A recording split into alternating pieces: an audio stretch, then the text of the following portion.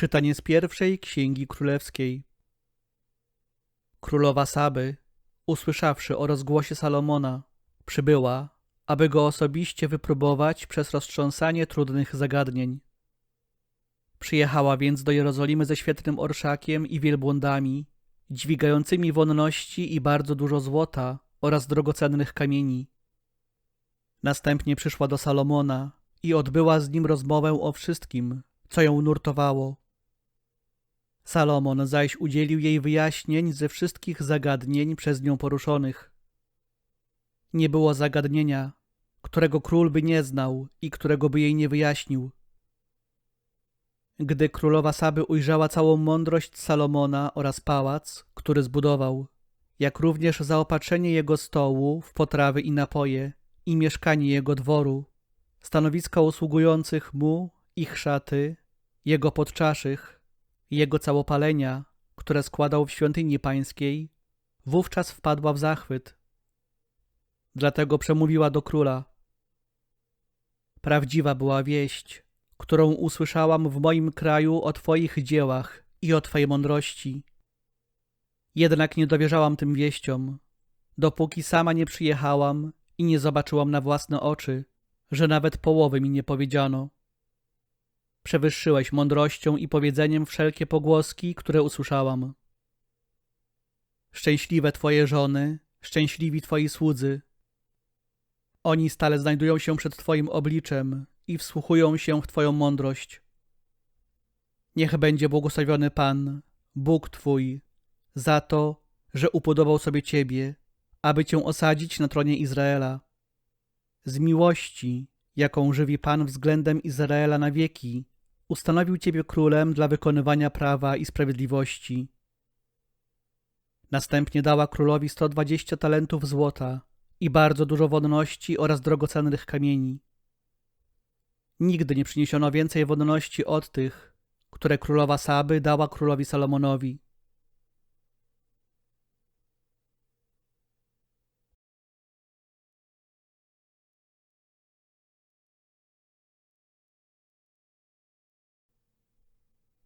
Słowa mądrości głosi sprawiedliwy.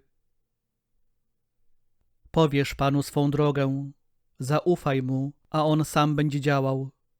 On sprawi, że Twa sprawiedliwość zabłyśnie jak światło, a prawość Twoja jak blask południa. Usta sprawiedliwego głoszą mądrość, a język jego mówi to, co słuszne. Prawo Boże jest w jego sercu i nie zachwieją się jego kroki. Zbawienie sprawiedliwych pochodzi od Pana, On ich ucieczką w czasie utrapienia. Pan ich wspomaga i wyzwala od występnych i zachowuje. On bowiem jest ich ucieczką.